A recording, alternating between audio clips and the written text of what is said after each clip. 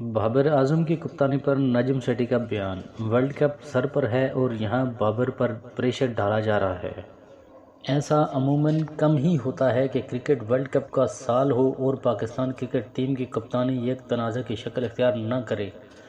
Pakistan cricket team کے کپتان اور مایہ ناز بلے باز بابر اعظم کی کپتانی پر تنازع گزشتہ کئی ماہ سے وقفے سے سر اٹھاتا رہا ہے اور اس کی بنیاد صرف افواہیں ہی نہیں رہی۔ پاکستان کرکٹ ٹیم کی افغانستان سے پہلی مرتبہ سیریز شکست کے بعد نیوزی لینڈ کے خلاف ٹیم کے اعلان کے بعد سے بابر اعظم کی کپتانی کے بارے میں بحث دیکھنے کو مل رہی ہے۔ افغانستان کے خلاف سیریز میں بابر اعظم سمیت کئی سینئر کھلاڑیوں کو آرام کا موقع دیا گیا تھا۔ اس سیریز میں قبل بھی بابر اعظم کی کپتانی پر زیر بحث رہی تھی اور 4 اپریل کو نجم سیٹھی کی ایک ٹویٹ کے بعد سے اس حوالے سے قیاس آرائیوں کو مزید ہوا ملی تھی۔ ناظرین، انہوں نے اپنے ٹویٹ میں لکھا تھا کہ آج میرے پاس بابر اعظم آئے تھے اور میں نے انہیں بتایا کہ وہ نیوزی لینڈ سیریز کے لیے T20 اور ون ڈے ٹیم کے کپتان ہوں گے۔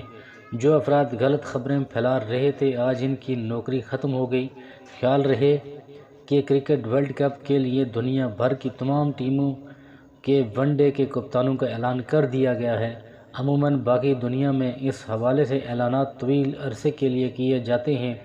حال ہی میں نیوزی لینڈ کے کپتان کین ولیمسن کو جب انجری کا سامنا کرنا پڑا تو نیوزی لینڈ کرکٹ بورڈ نے ابھی سے ورلڈ کپ کے لیے ٹام لیتھم کو کپتانی کی ذمہ داریاں دے دی ہیں۔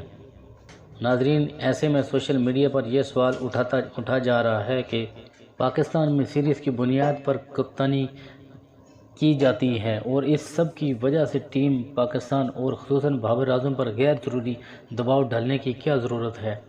اس پر جلتی پر تیل اس وقت ڈالا گیا جب نجم سیٹھی نے گزشتہ روز صحافی وحید خان کے یوٹیوب چینل پر بات کرتے ہوئے نہ صرف ایشیا کپ کی میزبانی اور اس میں انڈیا کی شمولیت سے متعلق پاکستان کے موقف کی وضاحت کی بلکہ بابر اعظم کی کپتانی پر بھی تفصیل سے بات کی۔ تاہم آج انہیں اس حوالے سے فوری طور پر وضاحتی ٹویٹس بھی کرنی پڑی ہیں۔ آئے جانتے ہیں کہ اس انٹرویو میں انہوں نے کیا کہا۔ ناظرین، انہوں نے کہا، بابر کی بیٹنگ اور کپتانی اچھی رہی تو وہ کپتان رہیں گے۔ نجم سیٹھی نے اس انٹرویو میں بابر اعظم کی کپتانی سے متعلق سوال کے جواب میں کہا کہ میں نے مکی آرتھر سے پوچھا کہ انہیں ایک کپتان چاہیے یا 2۔ مکی نے کہا کہ انہیں ایک چاہیے، اس لیے بابر ہی وائٹ بال کے دونوں فارمیٹ کے کپتان ہیں۔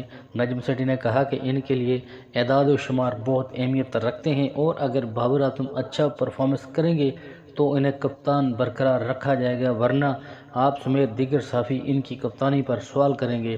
تاہم اس انٹرویو میں انہوں نے ایک اہم انکشاف یہ بھی کیا کہ نیوزی لینڈ سیریز میں قبل جب انہوں نے ذمہ داری سنبھالی تھی تو عبوری سلیکشن کمیٹی جس کی سربراہی شاہد خان افریدی کر رہے تھے، قومی ٹیم میں تبدیلیوں کے علاوہ کپتان کو بھی تبدیل کرنا چاہتی تھی۔